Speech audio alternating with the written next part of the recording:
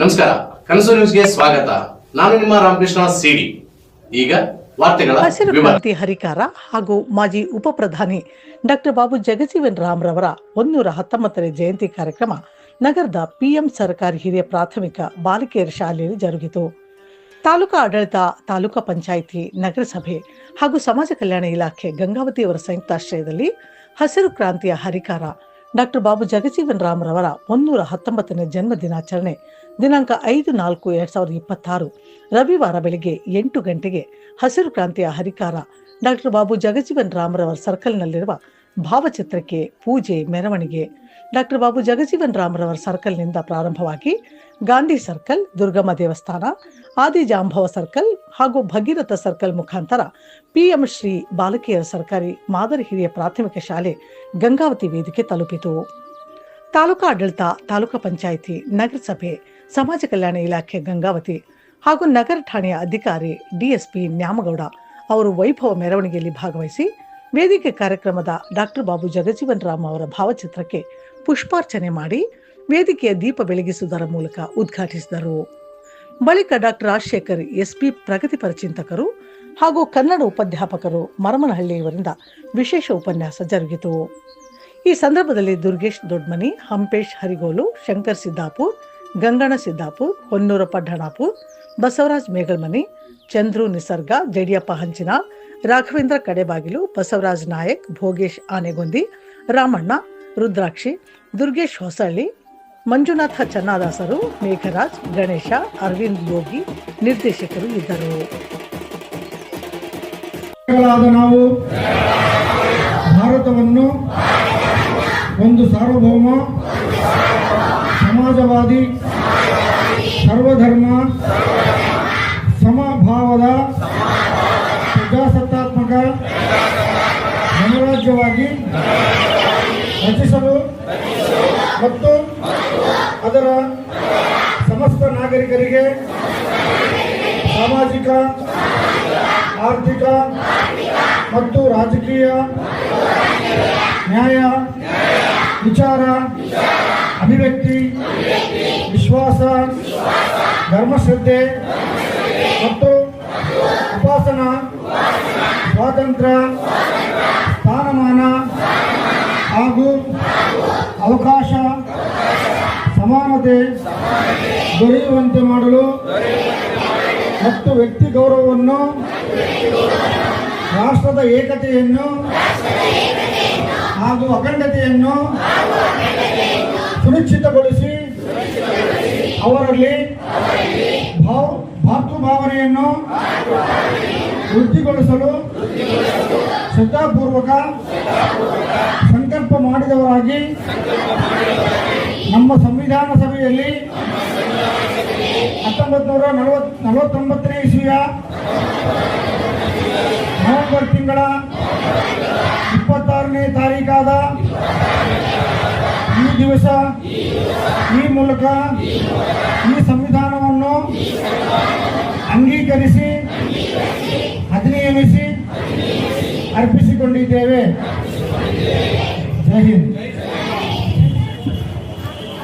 ಜೈ ಸಂವಿಧಾನ. ಅನುಪಸ್ಥಿತಿಯಲ್ಲಿರ್ತಕ್ಕಂಥ ಸನ್ಮಾನ್ಯ ಶ್ರೀ ಶಿವರಾಜ್ ಎಸ್ ತಂಗಡಿ ಸಾಹೇಬ್ರವರೇ, ಸನ್ಮಾನ್ಯ ಶ್ರೀ ದೊಡ್ಡನಗೌಡ ಹನುಮನಗೌಡ ಪಾಟೀಲ್ ರವರೇ, ವೇದಿಕೆ ಮೇಲಿರ್ತಕ್ಕಂಥ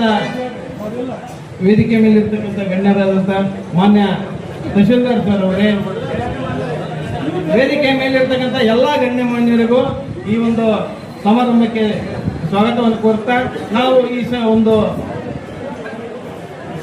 ಈ ಒಂದು ಕಾರ್ಯಕ್ರಮದ ಉದ್ದೇಶಿಸಿ ಒಂದೆರಡು ವಾಸ್ತವಿಕ ಮಾತನಾಡಲು ಬಯಸ್ತಾ ಇದ್ದೇನೆ. ಮೊದಲನೇದಾಗಿ ಬುದ್ಧ ಬಸವ ಅಂಬೇಡ್ಕರ್ ಅವರ ಪಾದಾರಗಳಿಗೆ ನಮ್ಮ ಚರಣಗಳನ್ನು ಅರ್ಪಿಸುತ್ತಾ ಮಾನ್ಯ ಡಾಕ್ಟರ್ ಬಾಬು ಜಗಜೀವನ್ ರಾಮ್ ಅವರ ಒಂದು ಪಾದಗಳಿಗೆ ನಮಿಸುತ್ತಾ ನಾವೆಲ್ಲರೂ ಇವತ್ತು ಅವರನ್ನು ಸ್ಮರಿಸ್ತಾ ಇದ್ದೇವೆ. ಯಾಕಂದ್ರೆ ಅವರು ಮಾಡಿದಂಥ ಕೊಡುಗೆ, ಅವರು ನೀಡಿದಂಥ ನಮ್ಮ ಕೊಡುಗೆ, ಅವರು ನೀಡಿದಂಥ ಒಂದು ಸುಧಾರಣಾ ಕ್ರಮಗಳು ನಮಗೆ ದಾರಿದೀಪವಾಗಿವೆ. ಇವತ್ತು ನಾವು ಅವರ ಆದರ್ಶಗಳನ್ನು, ಅವರ ವಿಚಾರಗಳನ್ನು ನಾವು ಪಾಲಿಸಬೇಕಾಗಿದೆ. ನಾನೊಬ್ಬ ಅರ್ಥಶಾಸ್ತ್ರ ವಿದ್ಯಾರ್ಥಿಯಾಗಿ ಒಂದೆರಡು ಮಾತುಗಳನ್ನು ಹೇಳಲು ಇಷ್ಟಪಡ್ತಾ ಇದ್ದೇನೆ. ಏನಂದ್ರೆ 1966ರಿಂದ 1969ರಲ್ಲಿ ನಮ್ಮ ದೇಶದಲ್ಲಿ ಏನಾಗ್ತಿತ್ತಂದ್ರೆ ಆಹಾರದ ಸಮಸ್ಯೆ ಉಂಟಾಗಿರುತ್ತೆ. ಆ ಸಂದರ್ಭದಲ್ಲಿ ನಮಗೆ ನಾವು ಅಮೆರಿಕದಿಂದ ಆಹಾರವನ್ನು ನಾವು ಆಮದು ಮಾಡಿಕೊಳ್ತಾ ಇದ್ದೀವಿ. ಅಂತ ಒಂದು ಸಂದರ್ಭದಲ್ಲಿ ಡಾಕ್ಟರ್ ಬಾಬು ಜಗಜೀವನ್ ರಾವ್ ಅವರು ಉಪ ಪ್ರಧಾನಮಂತ್ರಿ ಆಗಿರ್ತಾರೆ. ಅವರು ಏನೆಲ್ಲ ಆರ್ಥಿಕ ತಜ್ಞರ ಹತ್ರ ಚರ್ಚೆ ಮಾಡಿ ಹೈ ಯೀಲ್ಡಿಂಗ್ ವೆರೈಟಿ ಸೀಡ್ಸ್ ಅಂದ್ರೆ ಅಧಿಕ ಇಳುವರಿ ನೀಡುವ ಬೀಜಗಳನ್ನ, ಭತ್ತ ಮತ್ತು ಗೋಧಿ ಬೀಜಗಳನ್ನ ಕಂಡುಹಿಡಿಯೋದಕ್ಕೆ ಹೇಳ್ತಾರೆ. ಆಗ ಕೃಷಿ ತಜ್ಞರು ವಿಶ್ವನಾಥನ್ ಅಂತ ಇರ್ತಾರೆ. ಅವರು ಆ ಒಂದು ಅಧಿಕ ಇಳುವರಿ ನೀಡುವಂತ ಅಧಿಕ ಇಳುವರಿ ನೀಡುವ ತಳಿಗಳ ಒಂದು ಬೀಜಗಳನ್ನು ಉತ್ಪನ್ನ ಮಾಡ್ತಾರೆ. ಅದರಿಂದಾಗಿ ಆಹಾರ ಧಾನ್ಯಗಳ ಉತ್ಪಾದನೆ ನಾವು ನಿರೀಕ್ಷೆ ನೀಡಿದ್ದಕ್ಕಿಂತ ಹೆಚ್ಚು ಪಟ್ಟು 10 ಪಟ್ಟು ಅದು ಹೆಚ್ಚಾಗುತ್ತೆ. ಹಾಗಾಗಿ ನಮ್ಮ ದೇಶಕ್ಕೆ ಆಹಾರದ ಭದ್ರತೆಯ ಜೊತೆಗೆ ನಾವು ಆಹಾರದಲ್ಲಿ ಸ್ವಾವಲಂಬನೆಯನ್ನು ಸಾಧಿಸುವುದರ ಜೊತೆಗೆ ನಾವು ಬೇರೆ ದೇಶಕ್ಕೂ ರಫ್ತು ಮಾಡಿ ನಾವು ವಿದೇಶಿ ವಿನಿಮಯವನ್ನು ನಾವು ಗಳಿಸುವುದಕ್ಕೆ ಸಾಧ್ಯ ಆಗುತ್ತೆ. ಅಂತ ಒಂದು ಕೊಡುಗೆಯನ್ನ ಮಾನ್ಯ ಬಾಬು ಜಗಜೀವನ್ ರಾವ್ ಅವರು ತಮ್ಮ ವಿಚಾರಧಾರೆಗಳ ಮೂಲಕ ಮತ್ತು ತಜ್ಞರ ಸಲಹೆ ಮೂಲಕ ನಮ್ಮ ದೇಶದ ಒಂದು ಆಹಾರದ ಆಹಾರವನ್ನು ನೀಡಿಸಿದ್ದಾರೆ. ಅಷ್ಟೇ ಅಲ್ಲದೆ ಅವರ ವಿಚಾರಗಳು, ಅವರ ಸಮಾಜ ಸುಧಾರಣಾ ಕ್ರಮಗಳು ನಮಗೆ ಮಾರ್ಗದರ್ಶಿ ಆಗಬೇಕು. ಅವರ ವಿಚಾರಗಳನ್ನು ನಾವು ಅನುಸರಿಸಿ ನಮ್ಮ ಮಕ್ಕಳಿಗೂ ಬೆಳೆಸಿ ಅವರನ್ನು ಸ್ಮರಿಸಿ ಅವರಲ್ಲಿರ್ತಕ್ಕಂಥ ಉದಾತ್ತ ಗುಣಗಳನ್ನು ನಾವು ಅನುಸರಿಸೋಣ ಅಂತ ಹೇಳಿ ನನ್ನ ಒಂದೆರಡು ಮಾತುಗಳನ್ನು ಮುಗಿಸ್ತೇನೆ.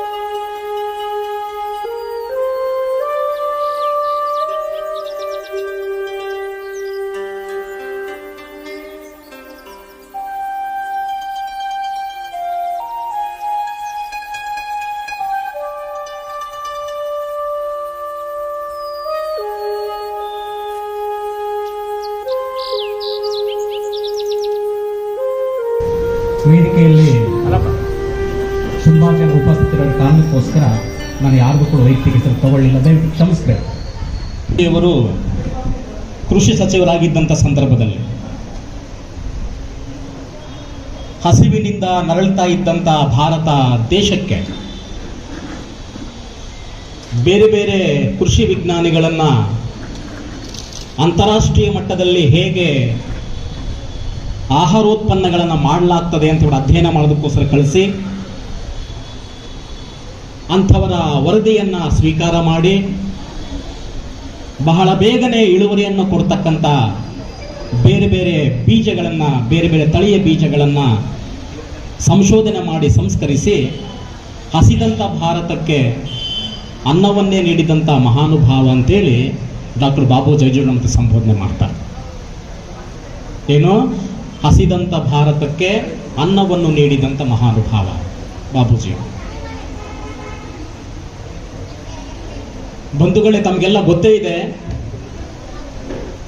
1949 ಇಸ್ವಿಯಲ್ಲಿ ಈ ದೇಶದಲ್ಲಿ ಬಹಳ ದೊಡ್ಡ ಕ್ರಾಂತಿಕಾರಕವಾದಂಥ ಬದಲಾವಣೆ ಸಂಭವಿಸಿತು.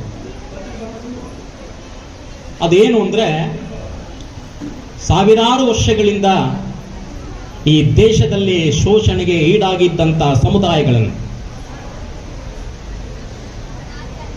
ಎಷ್ಟೋ ಬಾರಿ ಹಲವಾರು ಜನ ಮಾತಾಡುವಾಗ ಅಥವಾ ನಾವು ಕೂಡ ಎಷ್ಟೋ ಬಾರಿ ನಮ್ಮ ಉದಾತ್ತ ನಾಯಕರುಗಳನ್ನು, ಮಹಾನ್ ನಾಯಕಗಳನ್ನು ಜಾತಿಗೆ ಸೀಮಿತಗೊಳಿಸ್ಬಿಡ್ತೇವೆ.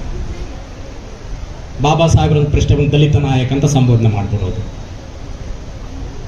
ಬಾಬೂಜಿ ಅಂತ ಪ್ರಶ್ನೆ ಬಂದ ಮತ್ತಿನ್ನೋದ ಸಮುದಾಯದ ನಾಯಕ ಅಂತಲೂ ಸಂಬೋಧನೆ ಮಾಡ್ಬಿಡೋದು. ಈಗಲೂ ಅಕಸ್ಮಾತ್ ಅಂತ ಮಾತು ತುಂಬ ನೋವು ಅನಿಸುತ್ತೆ, ನನಗೆ ಭಾಳ ನೋವು ಅನಿಸುತ್ತೆ. ಏನಪ್ಪ ಇನ್ನೂ ಕೂಡ ನಮ್ಮ ಜನ ಹಂಗೆ ಸಂಬೋಧನೆ ಮಾಡ್ತಾರಲ್ಲ. 1949 ಇಸಲ್ಲಿ ಏನು ದೊಡ್ಡ ಕ್ರಾಂತಿಕಾರಕ ಬದಲಾವಣೆ ಆಯಿತು ಅಂತಂದರೆ, ಸಾವಿರಾರು ವರ್ಷಗಳಿಂದ ಈ ದೇಶದಲ್ಲಿ ಶೋಷಣೆಗೆ ಈಡಾಗಿದ್ದಂಥ ಸರ್ವ ಜನಾಂಗಗಳ ಅಭಿವೃದ್ಧಿಗೋಸ್ಕರ Baba Saheb doctor B R Ambedkar ಅವರು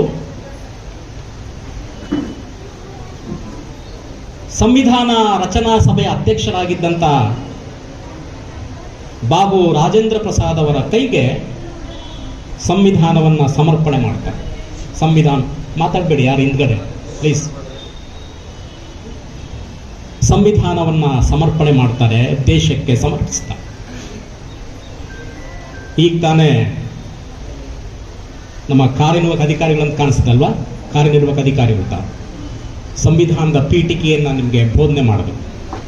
ಅದರಲ್ಲಿ ತಾವು ಕೊನೆ ಗಮನಿಸಬೇಕು, ಪೌರಾಯುಕ್ತರು ಕ್ಷಮೆ ಇರಲಿ, ಪೌರಾಯುಕ್ತರು ಈ ಹಿಂದೆ ಅಧಿಕಾರಿಗಳು ತುಂಬ ಚೆನ್ನಾಗಿ ಪರಿಚಯ ಇತ್ತು ನಮಗೆಲ್ಲ. ಈ ಹಿಂದೆ ತುಂಬ ಬರ್ತಾ ಅಲ್ಲೋ ಹುಸೇನ ಅವರೇ, ಸಾಕಷ್ಟು ಜನ ಪರಿಚಯ ಇದ್ರೆ ಈಗೆಲ್ಲ ಗ್ಯಾಪ್ ಆಗಿರೋ ಕಾರಣಕ್ಕೋಸ್ಕರ ಅಧಿಕಾರಿಗಳು ಕೂಡ ಈಚೆ ಇರಲಿ, ಕ್ಷಮೆ ಇರಲಿ.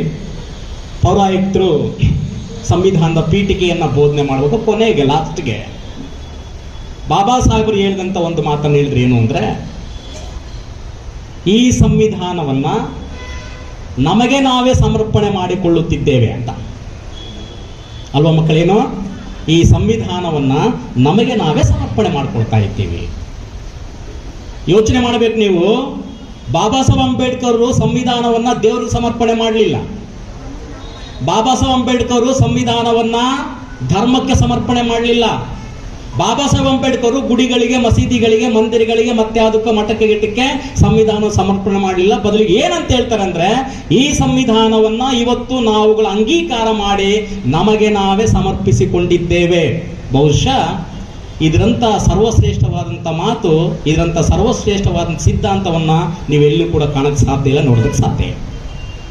ಭಾರತೀಯ ಜನಗಳಾದಂಥ ನಾವು ಅಲ್ವಾ, ಪೀಪಲ್ಸ್ ಆಫ್ ಇಂಡಿಯಾ, ನಾವು ಭಾರತ ದೇಶದ ಜನಗಳಾದಂಥ ನಾವುಗಳು ಇಷ್ಟೆಲ್ಲ ಮೌಲ್ಯಾಧಾರಿತವಾದಂಥ ಈ ಸಂವಿಧಾನವನ್ನ ಇವತ್ತು ನಮಗೆ ನಾವು ಸಮರ್ಪಣೆ ಮಾಡ್ಕೊಳ್ತಾ ಇದ್ದೀವಿ. ಅದು ಸಂವಿಧಾನದ ಪ್ರಸ್ತಾವ. 1949 ಇಸ್ವಿನಲ್ಲಿ ಏನ್ ಹೇಳಿದ್ರು ಬಾಬಾ ಸಾಹೇಬ್ ಸಂವಿಧಾನ ಸಮರ್ಪಣೆ ಮಾಡುವಾಗ ಅಂತಂದ್ರೆ, ನೆಹರೂರವರು ಈ ದೇಶದ ಹಂಗಾಮಿ ಪ್ರಧಾನಮಂತ್ರಿಗಳಾಗಿರ್ತಾರೆ. ಆ ಸಂದರ್ಭದಲ್ಲಿ ಬಾಬಾ ಸಾಹೇಬ್ ಒಂದು ಮಾತು ಹೇಳ್ತಾರೆ, ಏನು ಅಂತಂದ್ರೆ, ನೋಡಿ ಕೇಳಿಸ್ಕೊಳ್ತಾ ಇದ್ದೀರಾ ಮಕ್ಕಳೇ? ಕೇಳಿಸ್ಕೊಳ್ಳಿ, ಗಂಭೀರವಾಗಿ ಕೇಳಿಸ್ಕೊಳ್ಳಿ, ನೀವೇ ಬಹಳ ಇಂಪಾರ್ಟೆಂಟ್, ಓಕೆನಾ? ನೀವು ಕೇಳಿಸ್ಕೊಳ್ಳಿ ಚೆನ್ನಾಗಿ. ಬಾಬಾ ಸಾಹೇಬರು ಭಾಷಣ ಮಾಡ್ತಾ ಒಂದು ಮಾತನ್ನು ಹೇಳ್ತಾರೆ ಪಾರ್ಲಿಮೆಂಟ್ ಅಲ್ಲಿ. ಏನ್ ಹೇಳ್ತಾರೆ ಅಂತಂದ್ರೆ, ನೋಡಿ ಭಾರತ ದೇಶದಲ್ಲಿ ಸಾವಿರಾರು ವರ್ಷಗಳಿಂದ ಮಡುಗಟ್ಟಿ ನಿಂತಿದ್ದಂತ ಜಾತಿ ವ್ಯವಸ್ಥೆ, ಮಹಿಳೆ ಮತ್ತು ಪುರುಷ ಬೇರೆ ಬೇರೆ ಅಂತಕ್ಕಂಥ ಲಿಂಗ ಅಸಮಾನತೆ, ಉಳ್ಳವರು ಇಲ್ಲದವರ ಮೇಲೆ ಮಾಡ್ತಾ ಇದ್ದಂತ ಶೋಷಣೆ, ದಬ್ಬಾಳಿಕೆ, ಧಾರ್ಮಿಕ ಶೋಷಣೆ, ಕಾರ್ಮಿಕರ ಮೇಲಿನ ಶೋಷಣೆ, ಈ ಎಲ್ಲವನ್ನೂ ಕೂಡ ಅಂತ್ಯ ಆಡೋದಕ್ಕೋಸ್ಕರ, ಇದೆಲ್ಲವನ್ನು ಕೂಡ ಮೂಲೋತ್ಪಾಟನೆ ಮಾಡೋದಕ್ಕೋಸ್ಕರ ನಾನಿವತ್ತು ಈ ಸಂವಿಧಾನವನ್ನ ಈ ದೇಶಕ್ಕೆ ಸಮರ್ಪಣೆ ಮಾಡ್ತಾ ಇದ್ದೇನೆ. ನೀವೊಂದು ಒಳ್ಳೆ ಕೆಲಸ ಮಾಡಿ ಅಂತ ಹೇಳ್ತಾರೆ. ಯಾರಿಗೆ ಹೇಳ್ತಾರೆ? ಆಳುವವರಿಗೆ. ಈ ದೇಶವನ್ನು ಅವತ್ತು ಆಡಳಿತ ಮಾಡ್ತಾ ಇದ್ರಲ್ಲ, ಅವ್ರಿಗೆ ಹೇಳ್ತಾರೆ ಏನು ಅಂದ್ರೆ, ನೀವು ಒಂದು ಒಳ್ಳೆ ಕೆಲಸವನ್ನು ಮಾಡಿ ಈ ಸಂವಿಧಾನವನ್ನ ಯಥಾವತ್ತಾಗಿ ಜಾರಿಗೆ ತಂದ್ಬಿಡಿ. ಏನಂತೆ? ನಾನಿವತ್ತು ಬರೆದು ಈ ದೇಶಕ್ಕೆ ಸಮರ್ಪಿಸ್ತಾ ಇರ್ತಕ್ಕಂಥ ಸಂವಿಧಾನವನ್ನ ಯಥಾವತ್ತಾಗಿ ಯಾಸ್ ಇಟ್ ಈಸ್ ಜಾರಿಗೆ ತಂದ್ಬಿಟ್ರಿ ಅಂದ್ರೆ, ಇನ್ನು 10 ವರ್ಷದಲ್ಲಿ ಈ ದೇಶದಲ್ಲಿ ಒಬ್ಬ ಕೂಡ ಬಡವ ಇರೋದಕ್ಕೆ ಸಾಧ್ಯ ಇಲ್ಲ. ಅರ್ಥ ಆಗ್ತಿದೆ ಮಕ್ಕಳು ಏನ್ ಹೇಳ್ತಿದ್ದೀನಂತ? ಏನಂತೆ ಬಾಬಾ ಸಾಹೇಬ್ರು ಏನ್ ಹೇಳಿದ್ರು? ನಾನಿವತ್ತು ಬರೆದು ಸಮರ್ಪಣೆ ಮಾಡ್ತಾ ಇರ್ತಕ್ಕಂಥ ಈ ಸಂವಿಧಾನವನ್ನ ಯಥಾವತ್ತಾಗಿ ನೀವುಗಳು ಜಾರಿಗೆ ತಂದ್ರಿ ಅಂದ್ರೆ ಏನಂತೆ, ಇನ್ನು 10 ವರ್ಷದಲ್ಲಿ ಈ ದೇಶದಲ್ಲಿ ಒಬ್ಬ ಕೂಡ ಬಡವ ಸಿಗೋದಕ್ಕೆ ಸಾಧ್ಯ ಇಲ್ಲ. ಸೊ ಈಗ ನೀವು ಆಲೋಚನೆ ಮಾಡಬೇಕು, ಸಂವಿಧಾನ ಜಾರಿಯಾಗಿ ಎಷ್ಟು ವರ್ಷಗಳಾಯಿತು ಅಲ್ವೇನ್ರಿ? ಎಷ್ಟು ವರ್ಷ ಆಯ್ತು ಸಂವಿಧಾನ ಜಾರಿಯಾಗಿ? ಲೆಕ್ಕ ಹಾಕ್ರಿ. 50 ಅಂತ ಇಟ್ಕೊಳ್ಳಿ, 50ನೇ ಇಸ್ವಿ ಅಂತ ಇಟ್ಕೊಳ್ಳಿ.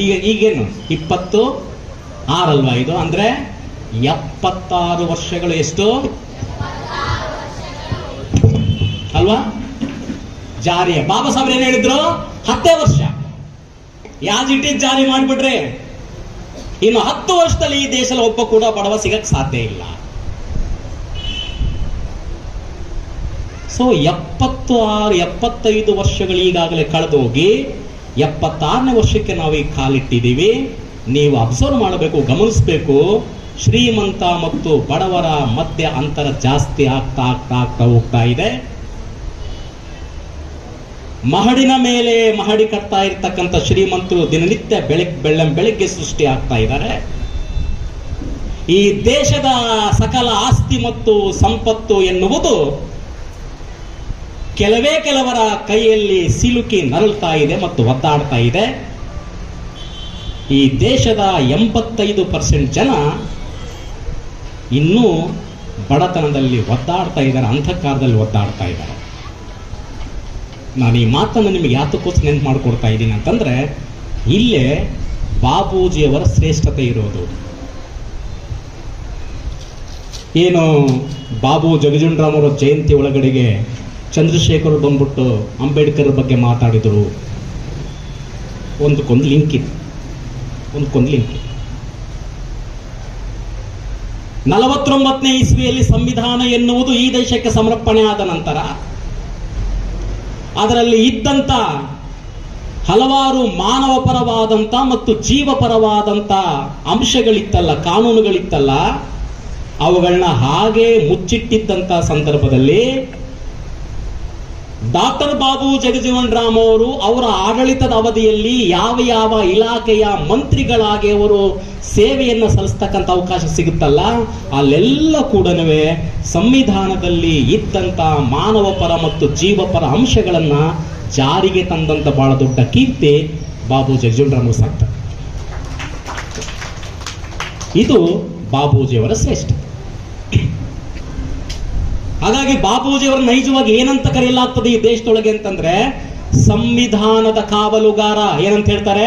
ಸಂವಿಧಾನದ ಕಾವಲುಗಾರ, ಮೀಸಲಾತಿಯ ಕಾವಲುಗಾರ.